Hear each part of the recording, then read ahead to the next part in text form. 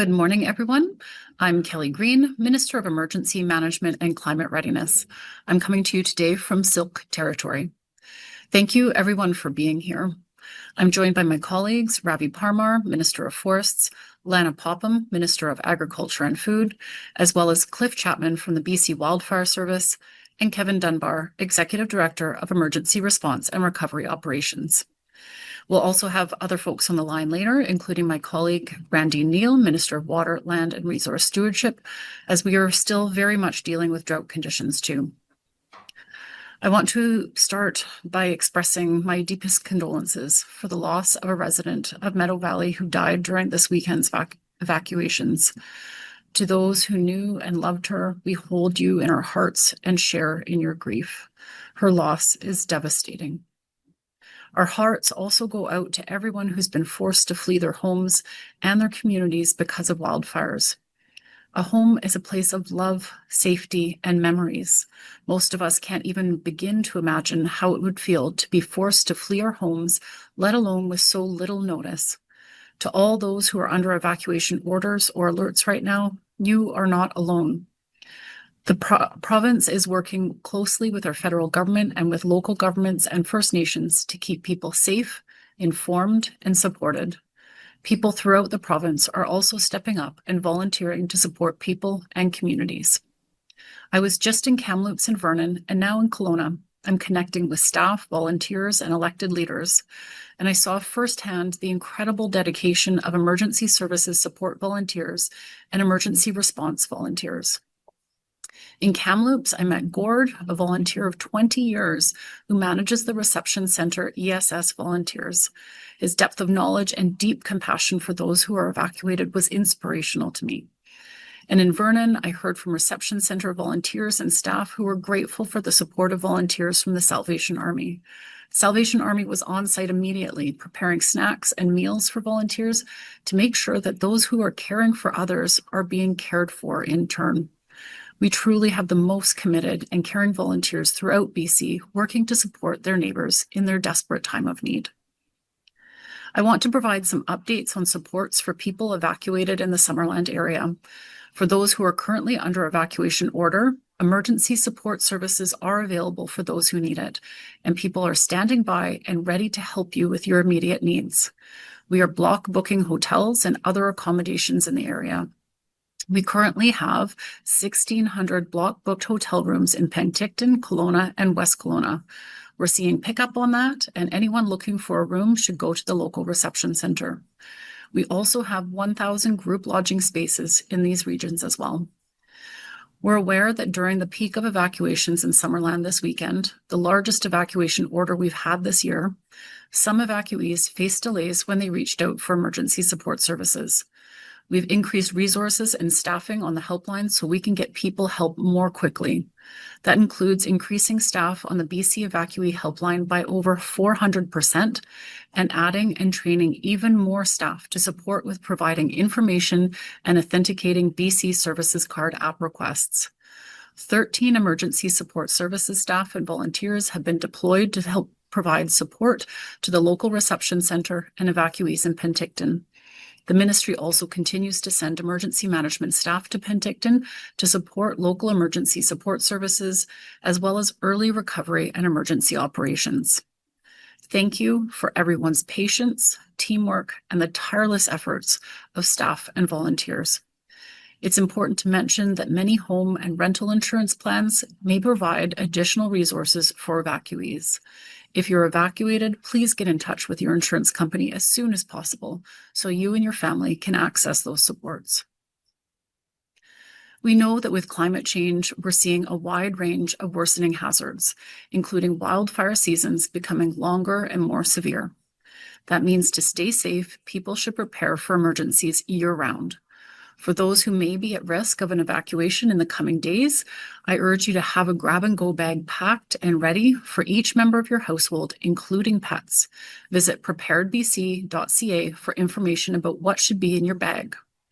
Stay informed through emergencyinfobc.ca and through information provided by your local government or First Nation. and create an emergency support services profile online at ess.gov.bc.ca and download and register through the BC Services Card app. Also remember, reach out to family and friends that you can stay with if you're told to evacuate. I'm hearing that some people under evacuation alert have been showing up at reception centers to pre-register for supports. I'm asking, please only go to the reception center, only if you're under evacuation order. If you're pre-registering, please do so online at ess.gov.bc.ca and download the BC Services Card app. I've had messages from people all over the province, country, and the world asking how they can support people and communities impacted by wildfires. We're asking people who want to help evacuees and communities to make a financial donation to a trusted local organization. While I recognize that some would prefer to donate goods or services, cash donations are the most effective way to get help to people in need quickly. I'm grateful for all of the ways that people throughout the province are stepping up to support each other through this wildfire season, including people taking in a friend's pet or neighbors comforting neighbors at evacuee reception centers. As a province, we are so appreciative of emergency personnel and volunteers working countless hours to support people. And to the brave firefighters from here and around the world who are working around the clock to protect lives and communities in BC, their courage and commitment continue to inspire us and offer reassurance to communities facing uncertainty during this wildfire season. Thank you. I'll now pass it over to Minister Parmar. Thanks very much, Minister Greene. Good morning, everyone. My name is Ravi Parmar, and I have the honour to serve as British Columbia's Minister of Forests and the Minister responsible for the BC Wildfire Service. In a moment, I'm going to turn it over to my colleague Cliff Chapman, the Director of Operations for the BC Wildfire Service, to provide you an operational update on the wildfire situation here in British Columbia. But before I do, I also want to join Minister Greene in acknowledging how challenging a time this is for British Columbians. As of this morning, there are over 101 active fires across BC, with 3 additional starts in the last 24 hours, while also 58 that have been declared out in the last 7 days. In total, this wildfire season, as of this morning, we have 904 wildfires impacting 390,000 hectares burned. One piece that I want to acknowledge this morning is the hustle, determination, and resiliency of our wildland firefighters. We often talk, and rightfully so, about the challenging wildfires, like the wildfires of note that we have, the Bald Range Fire in the Okanagan, Pear Lake in the Caribou, and of course the Ainslie Creek and Brunswick Creek in the Coastal Fire Center. But I also want to thank our incredible wildland firefighters for their initial attack success. Just over the past week, 90% of the fires that have started in British Columbia have been maintained within 4 hectares.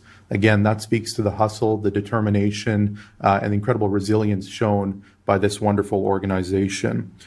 Cliff will get into the details in a moment, but we are expecting a high potential for lightning-caused wildfire starts, particularly in the central interior and Okanagan, which are receiving limited precipitation and dry lightning. New ignitions occurring during these periods of hot and dry weather can establish and spread quickly, especially given what we faced in the past number of weeks. Yesterday, I announced on behalf of the BC Wildfire Service, off-road vehicles would be prohibited on Crown land within the Kamloops and Southeast fire centers, as well as parts of the Caribou and Coastal fire centers. Given the scope and scale of fires currently burning in British Columbia and the elevated danger ratings in many southern regions of the province, this prohibition is being put into place to further protect people in a challenging period of time. I've had some people reach out since this announcement yesterday, expressing whether this was something that we needed to do, and some expressing that this was unnecessary. I would say that wildfires are unnecessary. We can't afford a human-caused wildfire right now. Now is the time for all of us in British Columbia to dig deep and to do our part. I was really touched last night. I know many watched the public town hall event participating BC Wildfire Service officials, as well as the regional district of Okanagan-Similkameen. And I was really touched by Mayor Doug Holmes, the Mayor of Summerland's comments when he said, and I quote, "People's patience are going to start to wear thin. We know that, but we can't lose sight of who we are. We need to help We need to keep helping each other. I know that that's a message that he relayed to his constituents in Summerland, but I think it's a message that can be relayed to every British Columbian as we face a challenging wildfire situation with no doubt challenging days ahead.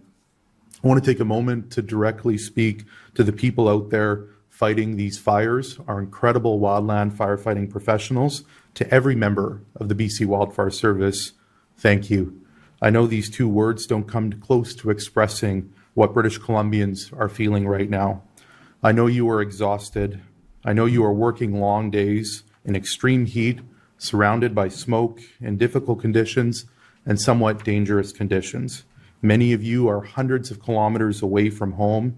Your families are waiting for you. Your kids are waiting for you. And still every morning, you put your gear back on and head out again to serve this province we love. I want every firefighter, every person supporting this response to know that British Columbians see you and we stand with you. We see your courage, we see your sacrifice, and this response goes far beyond the BC Wildfire Service. Structural firefighters are leaving their own communities and families to protect someone else's. Pilots and aviation crews are taking to the skies in incredibly demanding conditions. Heavy equipment operators and contractors through our forest sector are working through the night, and First Nations, local governments, emergency management personnel, RCMP, search and rescue volunteers, and countless others are doing everything they can to keep people safe, while many of them are also dealing with the challenges of being evacuated themselves. And firefighters have traveled across Canada and around the world to stand shoulder to shoulder with us. Some of them arrived in British Columbia knowing that they would be heading almost immediately into some of the toughest conditions we have faced this summer. This is something I know British Columbians will never forget. When others have needed help, British Columbians have always answered the call, and today people from across Canada and around the world are answering ours. And that includes 102 wildland firefighters from Costa Rica that will be arriving on August 13th. To every one of them and to their families who have sent their loved ones here to help us, thank you. You are now part of our team, and British Columbians will never forget the sacrifice and the fact that you stood with us in our time of need. I also want to take a moment before I turn it over to Cliff to thank British Columbians as well. I know that people are tired. I know that there is anxiety when you see smoke on the horizon, and I can only imagine what it feels like to receive an evacuation order and suddenly have to decide what you can fit into your vehicle before leaving your home behind. For some British Columbians, that is the reality today. So please look out for one another, check on your neighbors, check on seniors, and people who may need some extra help. If someone has been evacuated, offer them a meal, a place to stay, a phone charger, or simply someone to talk to. Those small acts matter, and please listen to the people working to keep you safe.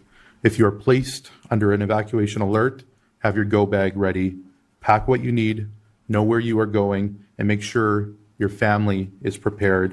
And if you receive an evacuation order, please leave. Don't wait to see what the fire does.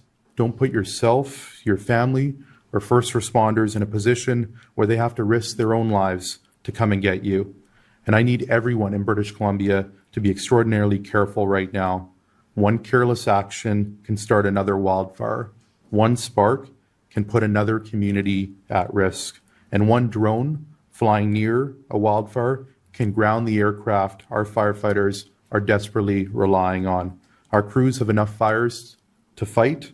Please don't give them another one. I'll now turn it over to my colleague, Cliff Chapman from the BC Wildfire Service. Good morning, and thank you, Minister Greene and Minister Parmar. My name is Cliff Chapman. I'm the Director of Provincial Operations for BC Wildfire Service. I wanted to take a little bit of time this morning before we get into a couple other updates and take questions, just to talk about a few pieces that we've been getting lots of questions on, both at the regional level in our fire centers as well as provincially at our headquarters here in Kamloops. So I'm going to address a few pieces around human caused starts. Then I'm going to give a brief operational update on our larger fires on the land base. And again, I want to stress that more tactical operational updates are available on our webpage, and you will receive that from the incident management team on those sites. But I will do a quick overview to give people a sense of what we're dealing with. And then finally, I'll touch on weather that we're forecasting for the next 3 to 4 days, which comes with a little bit of relief, but also I think a little bit of a caution for British Columbians as we enter this next sort of weather pattern that's setting up starting today and will translate for the next few days. So starting with some questions we're getting on human-caused fires. I want to start with the kind of the most prevalent one, which is we're getting a lot of questions about arson and intentionally started fires. I just want to start by saying over the last 10 years, roughly 4% of our fires have been suspected intentionally started, which is far too high of a number. In particular, given the conditions right now, we are very concerned, as are the members of the public that are kind of reporting this through the mainstream media as well as social media. We are extremely concerned about intentionally set wildfires anywhere in the province at any time. But given the conditions that we continue to speak of, we are obviously more concerned right now. We have seen the devastation of wildfires in this province. We have seen the stress that it puts on our agency, RCMP, fire departments, local governments, and obviously the thousands of people who have been impacted by wildfires this summer. We work closely with the RCMP on all human suspected starts, in particular intentionally caused wildfires, and we are partnering with Crime Stoppers. So if you would like, or if you have seen something around one of our fires, or you see something in the coming days that you think is suspicious, please report it to your local police department. And if you want to stay anonymous, then please call Crime Stoppers, as we've already had contact with them and they are expecting calls potentially around this. Just want to get the number right. It's 1-800-222-TIPS. So if you have anything you want to report, please do so. The next thing I want to address, and it ties in with what Minister Parmar discussed already. We put in an off-road vehicle ban yesterday, effective at noon. We did so very intentionally in areas that are under a high fire hazard and/or where we have seen a significant number of resources supporting another center or another part of our province. We specifically put it in the southern part of the Caribou Fire Center, the eastern portion of the Coastal Fire Center, all of the Kamloops Fire Center, and all of the Southeast Fire Center. We do not take this decision lightly. We understand that there is an inconvenience of making a decision of this magnitude on the land base, but as we have been discussing for weeks, the conditions are so extreme right now that we cannot afford another unintentional human-caused wildfire. So we will continue to monitor the conditions out there on the land base. We will continue to look at those 4 areas, again, Southern Caribou, Eastern Coastal, Kamloops, and Southeast. And should there be significant changes in the weather pattern, we will reassess where that prohibition is and likely make adjustments to it in the days or even weeks ahead. We have seen explosive fire behavior on all 4 of our large fires, which I'll speak to in a second, and that was part of putting the ban in yesterday.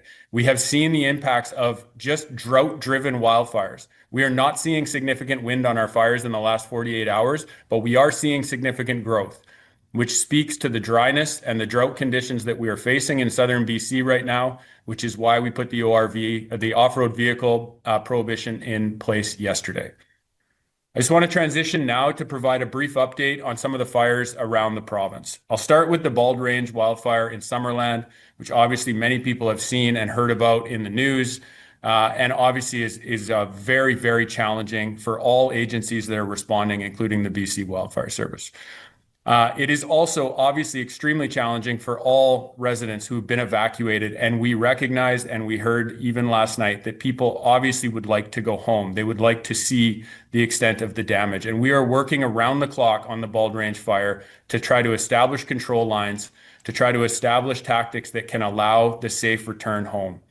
That is what we do on all of our fires. But even last night, without much wind, we were seeing very challenging conditions and quite significant growth in some areas of that wildfire. The same could be said as we move over to the west and we look at the Brunswick complex. We saw multiple heads on that fire into the evening last night, moving towards the highway corridors, including the Coquihalla and up towards Highway 8. We continue to be challenged by steep terrain on that fire, but we continue to deploy resources on all aspects of that fire to try to control it. Similarly, we are putting in control lines, looking at options that we can try to secure and not let that fire spread any more towards where there are obviously communities and up and down that highway corridor, both the Coquihalla, Highway 5, as well as Highway 8. Moving further north into the Big Bar complex, we are seeing some changes to alerts and orders on that fire, primarily limiting and reducing orders and alerts. However, I want to stress that those may come back on, and we continue to see significant fire behavior on parts of that fire, but we are also having some success on that fire with our suppression tactics, as they have had slightly lower temperatures and slightly higher RHs in the last number of days.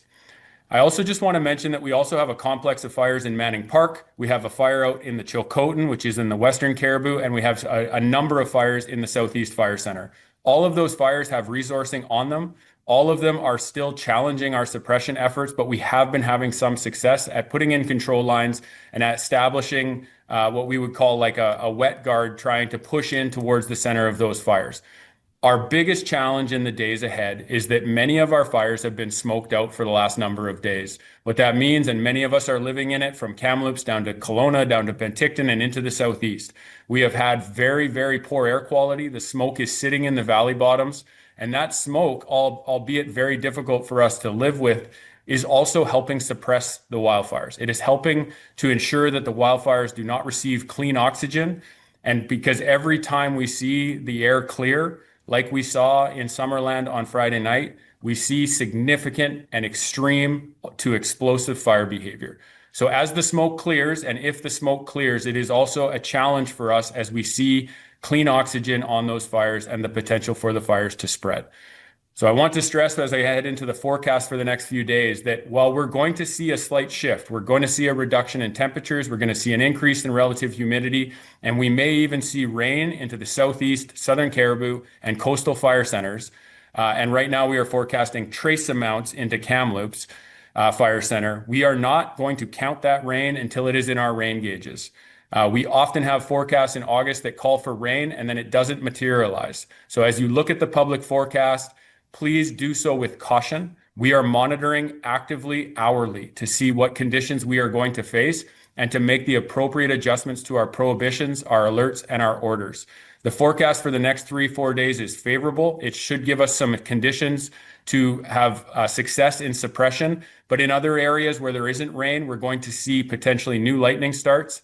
We're going to see winds that are going to be elevated and unpredictable in terms of direction. And so we are going to continue to be challenged even if we see precipitation enter this province. I'm going to leave it there for now. I'll be here for questions. Thank you very much. And I will turn it over to Kevin Dunbar with Emergency Management. Thanks very much, Cliff, and good morning, everyone. So I'm Kevin Dunbar, Executive Director of Emergency Response and Recovery Operations here at the Ministry of Emergency Management and Climate Readiness. I want to start off, my thoughts and condolences are with the family, friends, and loved ones of the person who died as a result of the Bald Range wildfire. My heart goes out to you.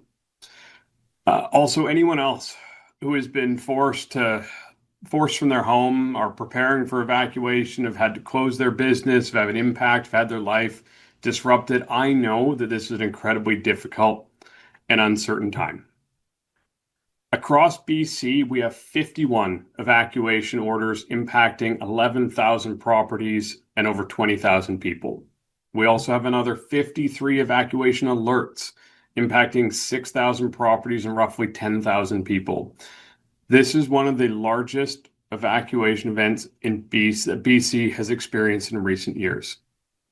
And I know that there have been some delays and lineups, and I really appreciate the patience that people are showing at reception centers across the province.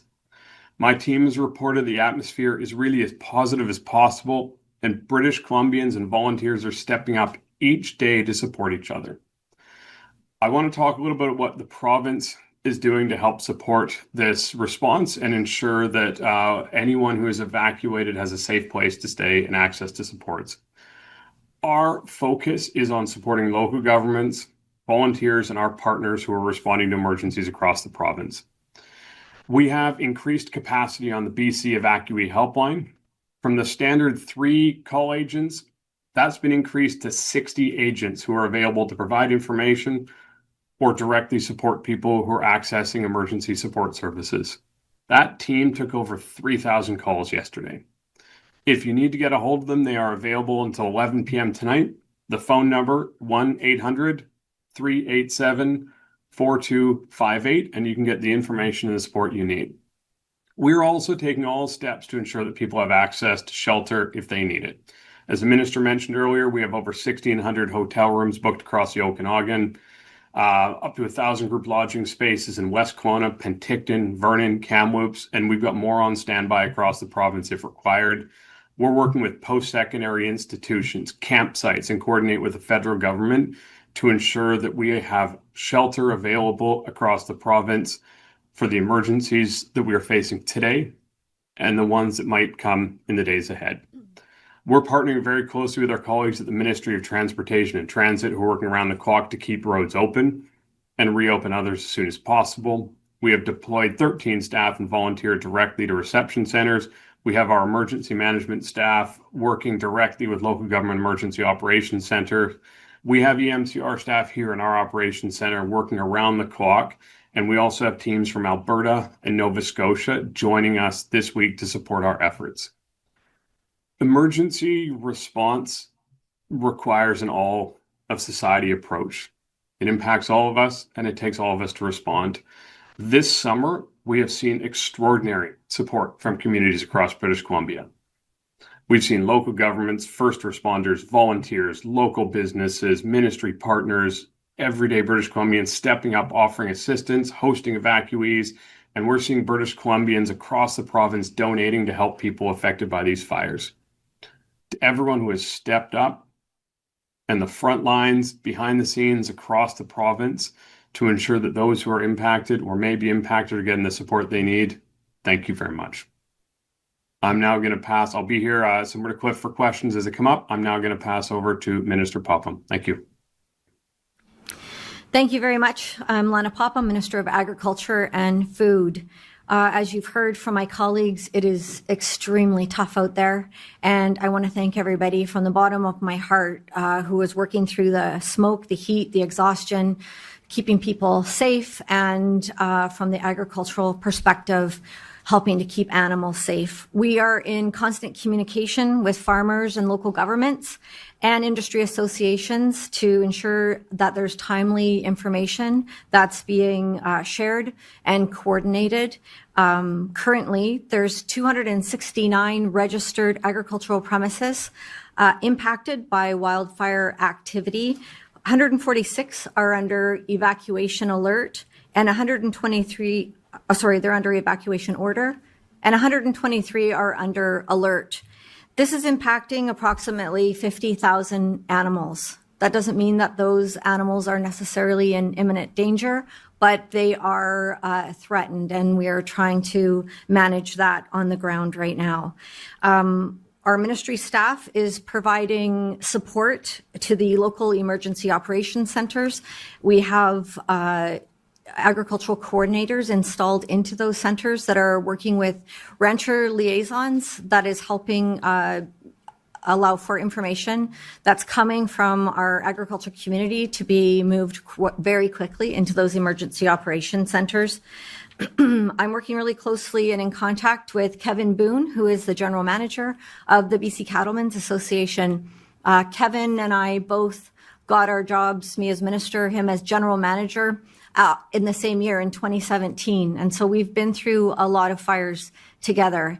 And the improvements that we've seen on information sharing has been very substantial. One of the programs that has been very effective on the ranching cattle front is the Range Rider program. This is a program that not many people know about, but these are folks when there's either a fire or a flood, some type of emergency on the landscape, they are engaged and they are directed to go out and bring cattle back into safe areas. So if a ranch is under threat of fire, these folks head out on horseback or on ATVs and they find the cattle and they move them into either safe areas where there's feed and hopefully water, or else they move them onto buddy farms. They help coordinate that. And we've seen huge success since this program started in 2021, and we've seen a lot less mortalities happen on the landscape because of it. A really important example of how this worked. just recently is at the Coldwater Indian Band area. They were put under evacuation order. 1,500 cattle were moved within 24 hours and are now safely at their buddy ranches. So this is an incredibly critical partnership that government has with the BC cattlemen's, and we thank them for all of their efforts. I'd just like to add that the reason why this program works is that these are trusted folks on the ground. They know the landscape really well. They know the behavior of cattle really well. And often they know the ranchers really well. So there's a real trust factor there, which in an emergency is also really, really important. We have heard that the regional district has just started delivering temporary access passes to allow some farmers whose operations are behind the fire lines to carefully go back and see if their livestock is okay, allow them to be fed and watered. But right now, those decisions on who's allowed back behind those lines is really made through the regional district. And obviously, human safety is of utmost importance. But we know how difficult it is for folks to be kept away from their farms. And so we are working on that and making sure that those decisions are made as quickly as possible. The access back to farms, of course, is not guaranteed. Road safety is an issue right now, and then fire behavior. And we take the advice from wildfire experts. But I can say that the emergency partners that are working together and using an agricultural lens is making all of the difference in this fire, even though the fire is very unpredictable. We're also seeing very urgent situations with our orchardists, our vineyards. The smoke is affecting the crops for sure, and there's soot. Right now it's peach season up in the Okanagan, and the farmers that have worked all year to bring in that harvest are now being kept away from those orchards. And so they of course, support all the efforts being made on the firefighter front, but they're right now just heartbroken to see their crop rotting in the orchards. But they know that public safety is of utmost importance and also the number one priority. We are receiving reports of some livestock losses, significant impacts to farms, ranches, and vineyards around irrigation, infrastructure, and fencing. Those are issues that we're going to have to address over the next coming months. The full extent of damages, sometimes after a fire of this magnitude, we don't really know until later in the fall.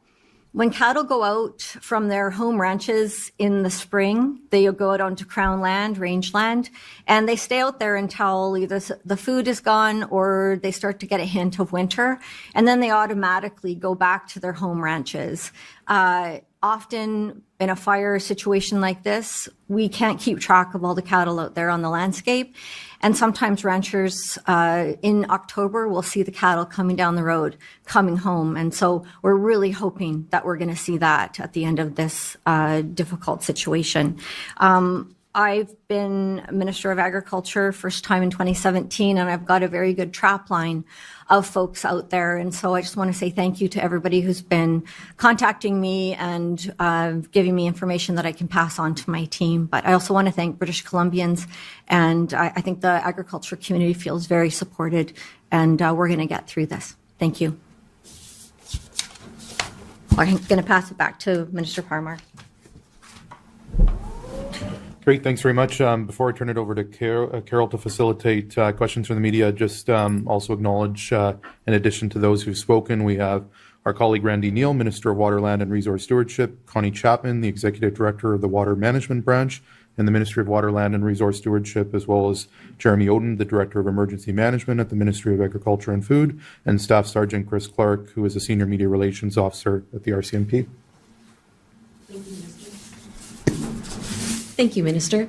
A reminder to reporters on the line, if you'd like to ask a question, please make sure you are not on mute or speakerphone and press star 1 to enter the queue. You will be limited to one question and one follow-up.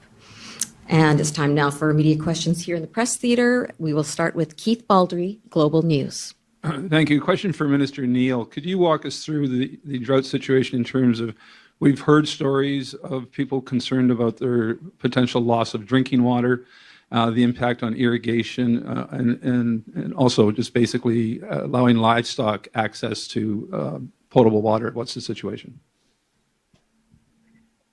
Thanks, Keith, and thanks, everyone. I just want to reiterate what my colleagues have said regarding the safety of everyone in British Columbia, the loss of life, loss of animals, as Minister Popham mentioned, and the importance of us working together to get through this.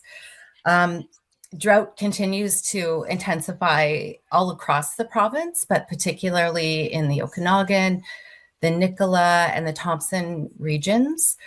We know that drought is caused by multiple factors: a lack of snowpack, a lack of spring rains or summer rains. And as Cliff Chapman has said, we know that the worst fires burning in BC are in areas of severe drought. And in the Okanagan, the Bald Creek or the Bald Range fire, the Bradley Creek fire, the Kilpittock fire near Fintry, those are all on Okanagan Lake, and Okanagan Lake is recording its lowest levels ever since the province started recording those lakes. And so if we don't have significant recharge in those areas, in those watersheds, we will start next season in potentially an even worse situation than we are this summer. So it's critical that we do our parts this year to really ensure that we conserve water as much as we can, understanding that we are in a wildfire risk in many parts of the province, and we need to do the best that we can to keep our homes and structures safe as well. In terms, Keith, of what you're suggesting, those low areas, we're working really, really closely with different regions, the Vernon, Greater Vernon Water Board, the farmers and producers along Salmon River and Bassett Creek, really ensuring that we can do what we can to save their crops, but also work on focus as well on having enough water in those creeks so they don't run dry, so they don't affect our returning fish populations and potentially our drinking water situations as well. Next question comes from Katie DeRosa, CBC. Minister, I'll ask again, is the province considering bringing in military help? The defense minister says they are at the ready. So I guess why not utilize their help if they are a potential resource? Yeah, I'll certainly turn it over to my colleague, Minister Greene, and Kevin Dunbar. Minister of Emergency Management and Climate Readiness is in constant conversation with officials back east, and certainly lots of conversations around support and need, but I'll turn it over to Minister Greene to provide an update. Thank you, Minister Parmar. Absolutely, we're in constant contact with federal counterparts. We did submit a request for assistance, which was very quickly turned around by the federal government. Really appreciate the support on that. We need the assistance for additional accommodations. We have a large number of people evacuated from Summerland, the absolutely devastating fires there, and we want to make sure that we're able to support people in the coming days and weeks. We know that they're very likely going to be difficult, so we're making every effort to make sure that people get the support that they need, and I'll turn it over to Kevin Dunbar. Thank you, Minister, and thanks for the question. So as the Minister mentioned, we are in regular coordination with our partners from the federal government. There are representatives from the federal government here in our Provincial Emergency Coordination Center coordinating with us. As the Minister noted, we submitted a request for federal assistance that is being reviewed and assessed currently. That request for federal assistance was focused on where is the province we needed additional capacity, which is really around appropriate accommodation for evacuees for the current wildfire events and any potential future wildfire events. So we are in regular contact with the federal government, and they have been incredibly receptive, incredibly supportive, and we'll be continuing to work very, very closely with them in the days and weeks ahead. Thank you. Katie, have you got a follow-up? Yes. So in Summerland, the dump is also on fire, and we're told that there's toxic material dating back to the 1950s. Are there any concerns about smoke or basically toxic smoke from that fire? Yeah, I'll turn it over. Done to mitigate it? Yeah, no, it's a great question. I'll turn it over to my colleague, Cliff Chapman.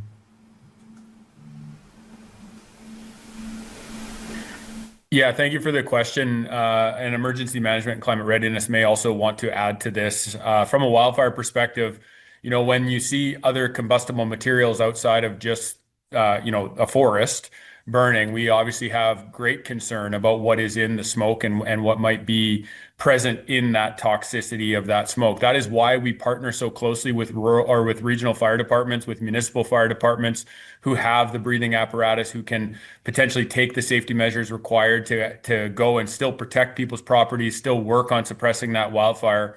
And obviously from our perspective, it is a big concern for the BC Wildfire Service because we don't have the same breathing apparatus as fire departments. But again, I'll stress our relationship over the years and our continued partnership with municipal departments and the Fire Chiefs Association of BC have allowed us to have this wonderful partnership where we do have folks, firefighters that can and will do suppression in those areas. Kevin, not sure if you have more to add. Thanks very much, Cliff. And it is something that we are really, really aware of. And I think in that particular sense, and air quality across the board. So that's something that Cliff mentioned earlier as well around just air quality and health impacts. So we are really in close coordination with both the Ministry of Health and regional health authorities around air quality overall. And we're also in regular conversation with the Ministry of Environment around any hazardous debris as well. So this is something we're really, really well aware of. As Cliff mentioned, there are incredibly highly trained wildfire and municipal fire departments that are responding to this. And this is something we're going to have to be looking at both as part of the emergency response, but also something we're going to have to really turn our attention to as we move into recovery, long-term recovery, and ultimately trying to get people home as quickly and as safely as possible. Thank you. Our next question comes from Wolfgang Deppner, Canadian Press. Yeah, hi, good morning. Thank you for taking my question. A question regarding the investigation concerning the Bald Range fire. I see Chris Clark, Sergeant Chris Clark is on the line here. What, if any, updates can RCMP give regarding the ongoing investigation into the cause of that fire? Thank you. Thank you, Wolfgang. So it's very early days. I think that certainly this particular fire is being treated as suspicious as every fire is until proven otherwise. As we know, my colleagues spoke to it earlier, that human-caused fire does not necessarily mean that it's arson or that whether this particular fire is human-caused. We're at the early stages here. It's difficult for us to even get into the area simply due to the fact that the fire is still burning. So early days, investigation's ongoing, but well in hand. Have you got a follow-up, Wolf? Yes, I do. Thank you for that answer.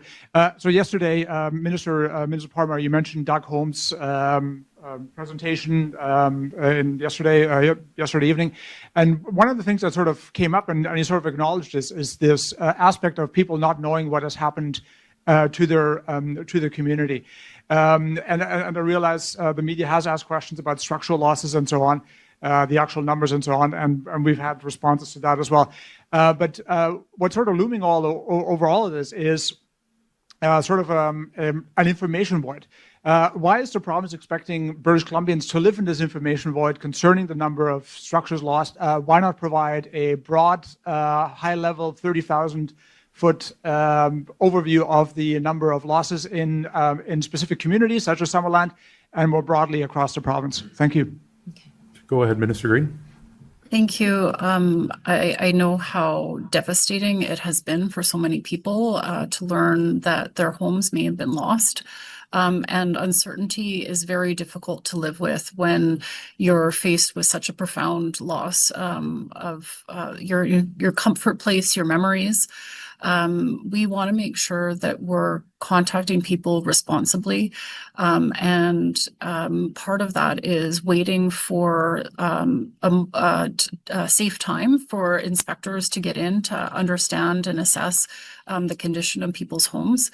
We have used heavy urban search and rescue in situations like this, and I expect that they will be tapped again. They have the equipment to safely re-enter these areas, and the knowledge and and understanding to be able to do assessments of people's homes. I wouldn't want somebody to find out that their home had been lost on TV or on social media. It's an incredibly difficult thing to learn of. We want to make sure that people are being contacted directly, and that work is led by our local government and First Nations partners who have relationships on the ground with people in their communities. As soon as we're able to do these rapid damage assessments, we will, of course, get information to people. I totally empathize that the uncertainty is just really incredibly hard to sit with in moments of profound loss, and we will get information to people as soon as possible. And perhaps I can turn it over to Kevin Dunbar as well. Thanks very much, Minister. And I just want to reiterate, I completely understand why people ask this question and why this question keeps coming up. If you've been evacuated, of course, you're going to want to know what's happening with your house, your home, your property, your business. It's an incredibly uncertain time. And I understand that information, that lack of information, can be incredibly stressful. I think what's also important to keep in mind is that this is still an active wildfire situation. There is still risk, there is still danger. And when it is safe to do so, local governments will undertake rapid damage assessments. As the minister mentioned, we partner with the City of Vancouver's heavy urban search and rescue to do that in hazardous locations. There are other ministry partners that we have that can support local governments with their rapid damage assessments.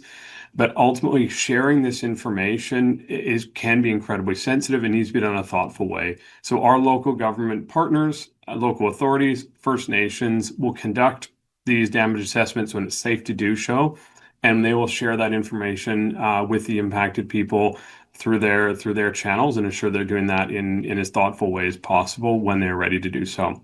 Thank you. I can just briefly add, I also want to provide an opportunity for us to thank BC Hydro and Fortis BC. In the case of the Bald Range fire, there's obviously impacts to power. And so in the case of this fire, but also other fires, I think of the Pear Lake fire in Clinton, British Columbia. My thanks on behalf of British Columbians goes out to BC Hydro and Fortis BC for the work that they're doing in partnership with emergency management and local government officials to be able to bring back power to many of these communities as well. Next question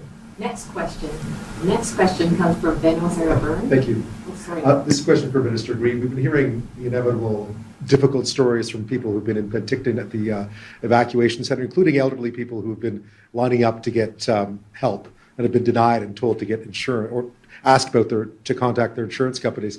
What do you tell them, and where is the bottleneck in all that? It's incredibly difficult to be evacuated. Oftentimes, in situations like this, we are seeing a lot of reports of people who did not have time to even, collect a bag. They just ran to their car. It's very difficult times. I want to acknowledge that. I also want to acknowledge how hard our emergency support services folks are working to be able to get supports for 12,000 plus people who are evacuated suddenly in the wee hours, and also that there have been delays. We have worked through those delays over the weekend and put additional resources in place at our 1-800 number for people who are evacuated, as well as significant resources online to alleviate bottlenecks for people registering online for online supports.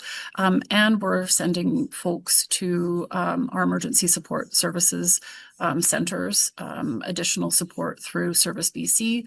All of these resources are in place, and we'll continue to increase the numbers in the days ahead. We know that we can expect some challenges with the rest of the season, and we're getting ready for that as well.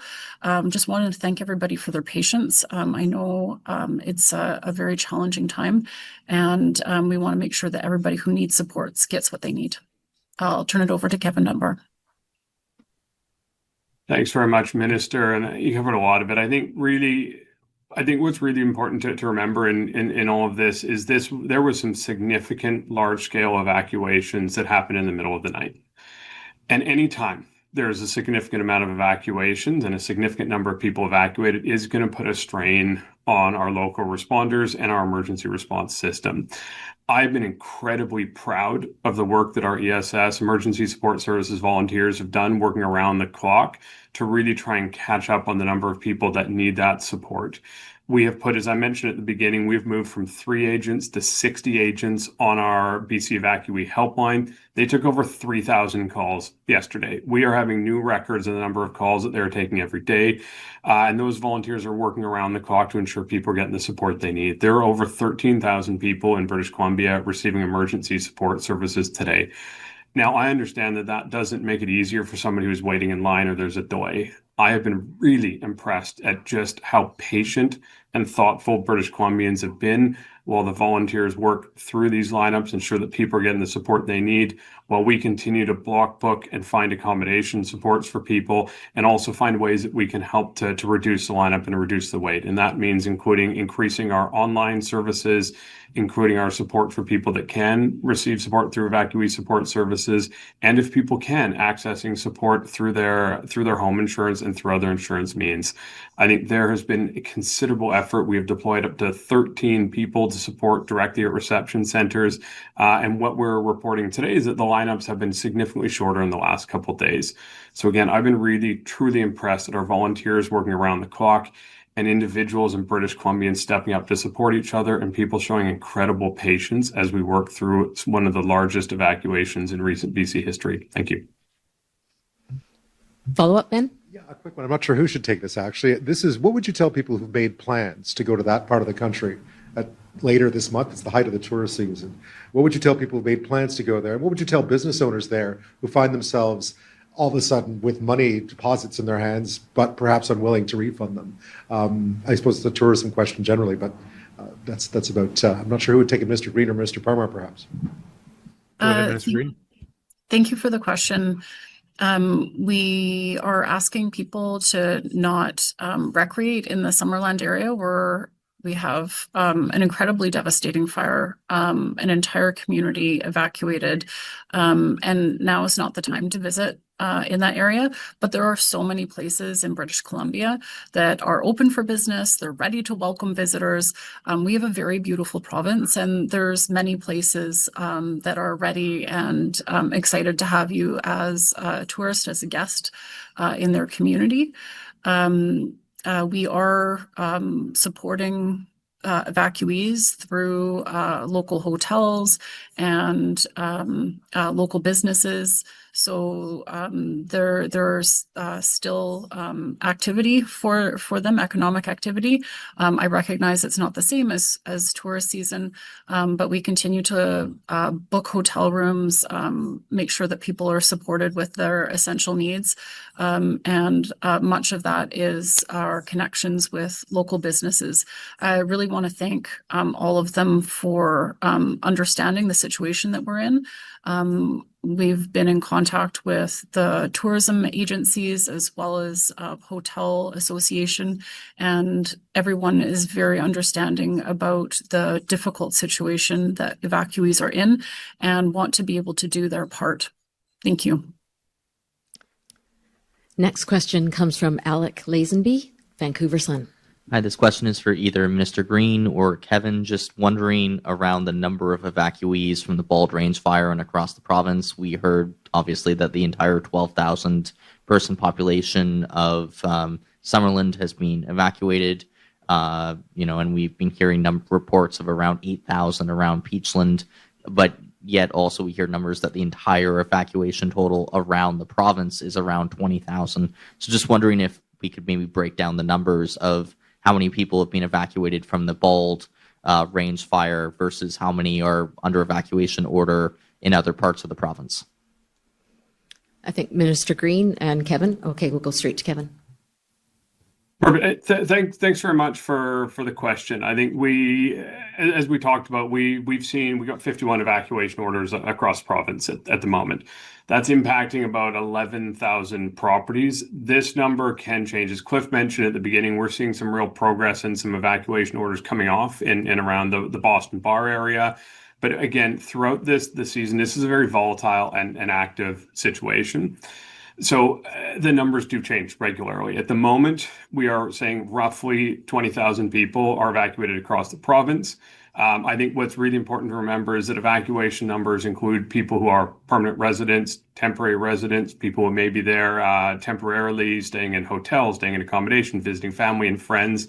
So this is the data that we use, pulls from various data sources across the province. And what we can say today is that there are 51 evacuation orders impacting 11,000 properties and over 20,000 people across British Columbia.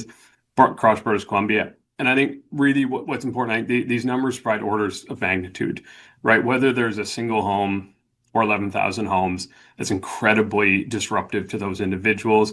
As the minister recently answered, this is disruptive to businesses, to wider across BC and having an impact across British Columbia. And what I've been really proud to say is that throughout this, we've seen businesses, individuals, communities all step up to support British Columbians who've been evacuated, and also people who are kind of traveling through and then need to find additional places to stay, or as the minister said, going to other parts of British Columbia for their holidays. Thank you. Follow-up, Alec? In terms of a follow-up, I was just wondering, there's been lots of talk around, oh, is my house okay on social media, asking people who are still in the area whether they've seen whether their property is intact, damaged, destroyed, whatever else. Are there any concerns given, the inability, especially where Bald Range is concerned, about getting in there and getting accurate assessments of the properties that are still standing versus those that are not? Are there any concerns about people going into these areas that are still not safe, that are under evacuation order, to see if their property or a neighbor or a friend or a family member or their property is safe? And what do you tell the public in terms of, maybe some of the dangers of doing this? Minister Greene? It's an incredibly difficult time to be evacuated, and not knowing how did your house make it through, your memories and everything that's tied up with your home. It's difficult, and of course people would want answers. If an area is still in an evacuation order, though, do not enter. It is in an evacuation order for a reason, and that reason is to protect life and safety of residents, of first responders. Our first priority is making sure that people are safe, and that evacuation order helps us to be able to do that. We cannot safely have people re-enter unless we know that there is safe power supply, that there's no downed lines, that there's no hazard from any gas line impacts. The fire threat is very real and it's very volatile. Evacuation orders are in place.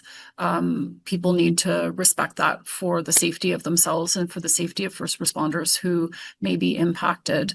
As soon as conditions are safe, we will be supporting local governments and sending in teams to do those rapid damage assessments, and local governments will be connecting with residents to give them the information that they're looking for.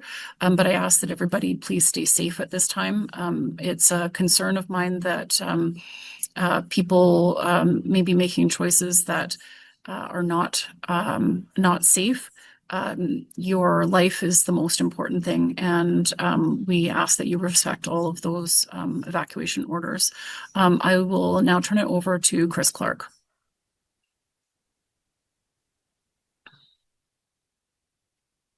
Thank you, Minister. Just to kind of reiterate, it's very important that people stay out of the areas where an order is in place, not only for their safety, but for the safety of first responders who may be required to rescue you if that's the case. However, it can also, bring resources away from fighting the fire as well. You would be subject to arrest in an area that an order is active.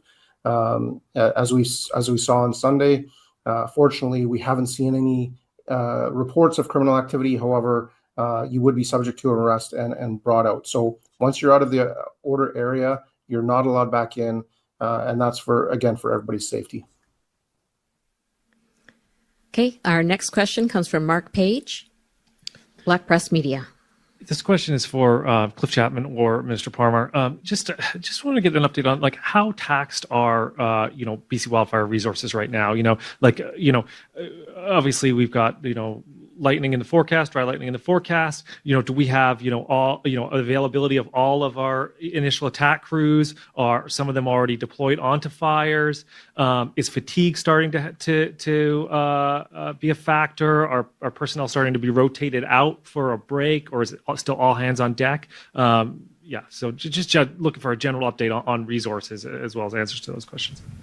Go ahead, Cliff.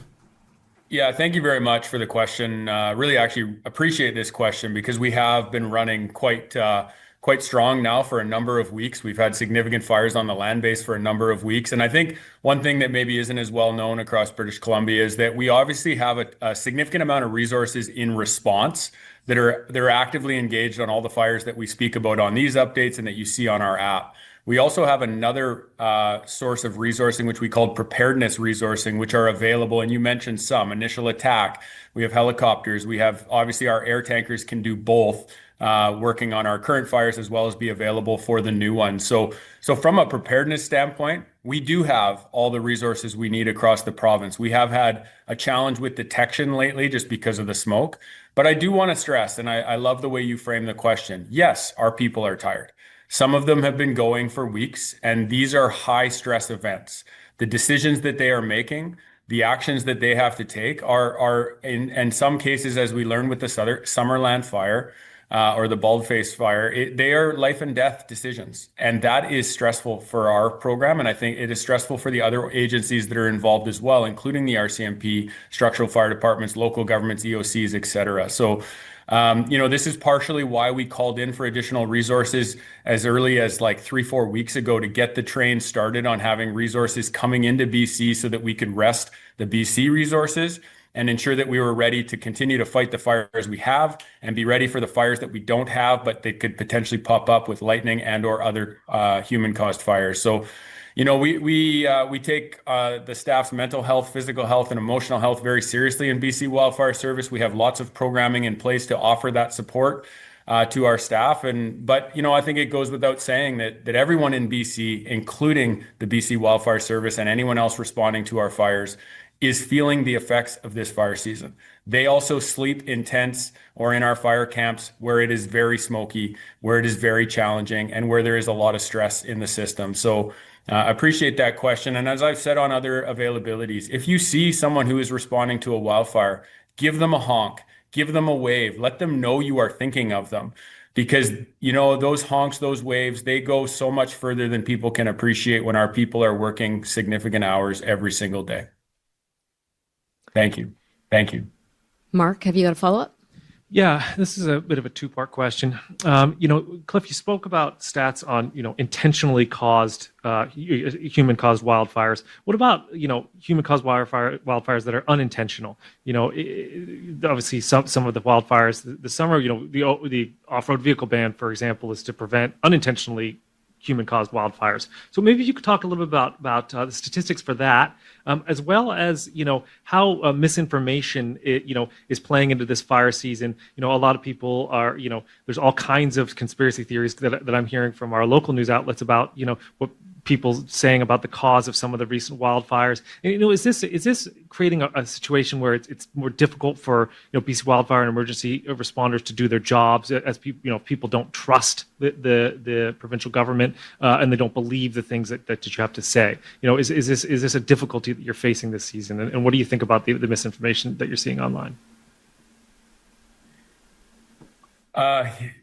Yeah, I'm happy to respond first, and then Minister Parmar may want to add in on this. Maybe I'll start with your secondary question around misinformation. The BC Wildfire Service has worked extremely hard over the last number of years to showcase that we are doing everything we can to give transparent and as close to real-time information on any of our fires, as well as the situation in terms of our weather. We do that through our own social feeds. We do that through information bulletins. We do that through these media availabilities, as well as giving real-time videos out from our incidents. We have nothing to hide. We are an extremely proud organization doing everything we can to try to protect the homes in British Columbia, the people of British Columbia, and get people home who are evacuated. The conditions are very challenging. And when you add to those conditions by having misinformation on social media, our people are impacted by that. It's one thing to say something about what's happening maybe at a very senior level, but when you talk about our response, those are human beings on the end of the Pulaskis, on the end of those hoses. Those human beings, they might be actually in an area where their own home is on evacuation order. They may be coming from a different part of the province where they are under an evacuation order or alert. They are people of British Columbia, and they are doing everything they can. And so are we as an agency trying to get the truth out there. Just like last night's availability in Summerland, where we opened ourselves up to a town hall. We want people to know what's going on. We want people to know what they can expect, and we want to be truthful with everyone in BC about what we face. So I'll just leave it there. We can follow up on the stats around not unintentional human caused starts. There's a number of categories within that. I'm not going to speak to them here today, but there's a number of categories, and it's why you see us gradually introduce prohibitions, starting with usually category 3, moving to category 2 fires, then campfires, and now obviously with this new restriction that we put in place around off-road vehicles. So, that's something that we take seriously, and when the conditions call for it, we don't take these decisions lightly, but we do put them in place for a reason. Thank you. Thank you. I'll just add, thanks, Cliff. Not much more I can add other than if there's something I've learned in my time as BC's Minister of Forest, and in particular Minister responsible for the Wildfire Service, is the world is full of armchair firefighters. And so those that intentionally are misleading people with AI-generated images, I would advise them, just like my predecessor once did in a different example, to go find something else to do to make their lives happy. Those AI-generated images and other things are not helpful. And as Cliff rightfully said, these are our wildland firefighters working hard every single day. And it hurts to see those images and to see those comments on Facebook and X. And so, again, I am so incredibly proud of Cliff and the team at the BC Wildfire Service. When we look at the work of the organization in terms of transparency and videos that have been coming out throughout the season and constant updates on the app, if British Columbians want to know what's happening with the wildfire situation, just download the app. All the information is there. And of course, these media availabilities provide more information with regards to what the situation is like. And I think Staff Sergeant Clark has something to add here. Yes, Cliff said it very well there, and thank you, Minister Parmar, as well. Unfortunately, the misinformation is nothing new. It's something we've seen in a number of different investigations. And although people want answers now, oftentimes it takes time to really come to those answers. So please wait for verified official information, and please do not perpetuate, rumors online about what the cause of the fire is. We're working towards those answers, and we will hopefully get those answers to you as soon as we can. However, it's not going to be immediate. It's going to take some time. And we are just about out of time here. Actually, we've run over, but we have one final question from Corey Sidaway, Check News. Thanks for taking my question. My question's for Cliff Chapman. I understand you might not have the stats on you right now, but I guess what's the typical timeline or goal for response once a fire is called into a rural area to when crew arrives? Yeah, I mean, that question is a little difficult to answer, just in the sense of like what you mean by rural. So, let me try to answer it. So what I would say is that we have preparedness resources in every single one of our zones across the province. There are 33 zones in this province. They represent different fuel types and different communities. We do not have crews in every single community, but we have response times to every single community and rural area in BC. When our conditions are such that they are right now, and they have been for the last number of weeks, our crews are within like a 5-minute deploy to an incident with a helicopter. Our air tankers are on the same preparedness level. And so when we get a confirmed initial phone report, and again, thank you to the members of the public who continue to detect fires and call them into us, we obviously take all of those reports and we act on them. And when the conditions are like this, we act on them by deploying resources. We sent a significant number of resources to the Bald Range fire, as we have every other fire that has occurred in the last number of weeks. And we aim to be there as quickly as we can possibly get there. That's why we use aviation assets. That's why we have over 150 helicopters on standby with us right now and or working with us. It's why we've added 9 air tankers to our air tanker fleet over the last number of weeks, is so that we can surge to new starts while still supporting the existing fires on the land base. Thank you. That's all the time we have today. Thank you all for joining us. That concludes today's event. Great. Thanks, everyone.